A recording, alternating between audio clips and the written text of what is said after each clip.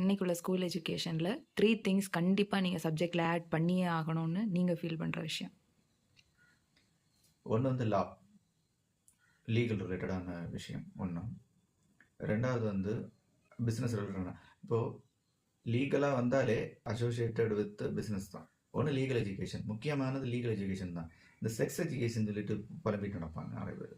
தேவையில்லை, இந்த லீகல் எஜுகேஷன்லேயே அது வந்துடும். So you have to focus on legal education, not sex education. சும்மா ஹைப்பை கிரியேட் பண்ணுறதுக்கும் தேவையில்லாத ஒரு இது பண்ணுறதுக்கும் தான் செக்ஸ் எஜுகேஷன் அலைவாங்க.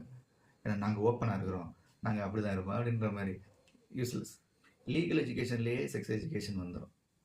ஸோ இன்றைக்கி இருக்கிற ஸ்கூல் சிஸ்டமில் முக்கியமாக நான் ஆட் பண்ண நினைக்கிறது ஒரே ஒரு முக்கியமான விஷயம் வந்து ஃபஸ்ட்டு வந்து லீகல் விஷயம் தான்.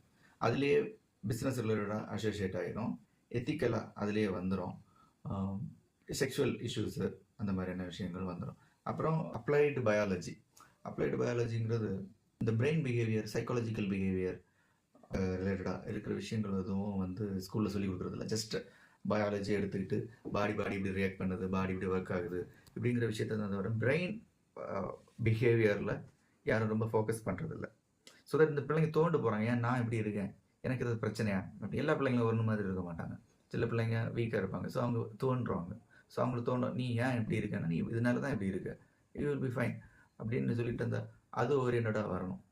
ஸோ அப்ளைடு பயாலஜி என்ற விஷயங்கள் ரெண்டாவது விஷயம். மூணாவது விஷயம் இன்னும் நல்ல ஃபீல்டு ரிலேட்டடாக பிள்ளைங்க வரணும்னு நினைக்கிறேன். லைக் ஒரு இண்டஸ்ட்ரி இருக்குது, இன்றைக்கி இண்டஸ்ட்ரியில் வேலை பார்க்குறவன் 15 வருஷம் 20 வருஷம் ஸ்கூல் படித்தவனாக தான் இருப்பான்.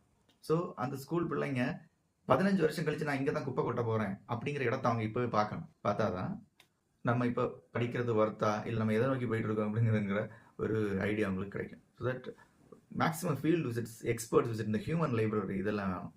ஹியூமன் லைப்ரரினா ஆல்பர்ட் ஐன்ஸ்டீன் கூட ஒரு குழந்தைக்கு உட்காந்து ஒரு 1 hour பேசுறதுக்கு சான்ஸ் கிடைச்சா எப்படி இருக்கும்? அந்த மாதிரியான பெரிய பெரிய சயின்டிஸ்ட், பெரிய பெரிய IPS officers, successful people, philosophical people வந்து கூட இன்ட்ராக்ட் பண்ணுறதுக்கான பிளாட்ஃபார்ம்ஸ் இருக்கணும். பெரிய பெரிய இண்டஸ்ட்ரீஸ் இன்னைக்கு இந்தியன் ஸ்பேஸ் ரிசர்ச் அதுக்குள்ளே விட மாட்டானுங்க. நேவி எடுத்துக்கோங்களேன், அதுக்குள்ளே விட மாட்டானுங்க.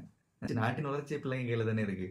அந்த பிள்ளைங்க அதெல்லாம் பார்க்க வேணாம்ல, பார்க்கணும், பார்த்து வளரணும். அந்த பிள்ளைங்க இன்ஸ்பயர் ஆகும், இப்படியெல்லாம் இருக்குது. ஸோ நம்ம இப்போ அதுக்கு ப்ரிப்பேர் இருக்குன்னு இன்ஸ்பிரேஷன் வரும். அதை பண்ண மாட்டானுங்க, உள்ளே விட மாட்டானுங்க, ஒரு இண்டஸ்ட்ரி உள்ளே விட மாட்டானுங்க. Government should make strict rule. கல்வித்துறையெல்லாம் இருக்குல்ல, இவங்கெல்லாம் ஸ்ட்ரிக்ட் ரூல். எக்ஸ்பர்ட் வந்து சின்ன குழந்தைங்களுக்கு சொல்லிக் கொடுக்கணும். You have to spare time. இப்போ வந்து பெரிய பெரிய இண்டஸ்ட்ரியெல்லாம் நீங்கள் இன்டர்ன்ஷிப் கண்டிப்பாக கொடுக்கணுன்ற மாதிரி ரூல் எல்லாம் வச்சுருக்காங்க. அந்த மாதிரி இந்த குழந்தைங்களெல்லாம் அலோவ் பண்ணணும். நீங்கள் பெரிய பெரிய இண்டஸ்ட்ரியிலெல்லாம் அலோவ் பண்ணணும். அந்த மாதிரி ஃபீல்டு ரிலேட்டடாக படிக்கணும். இன்றைக்கி ஒரு குழந்தை வந்து ஹிஸ்ட்ரி படித்து இந்த ஹிஸ்ட்ரி உனக்கு லைஃப்பில் எங்கே யூஸ் ஆகுது, அதை அப்ளை பண்ணுறதுக்கான ஃபீல்டு எங்கே இருக்குது, அந்த ஃபீல்டில் கொண்டு இப்போ காமிக்கணும். அதை சொல்லலாம். It's it.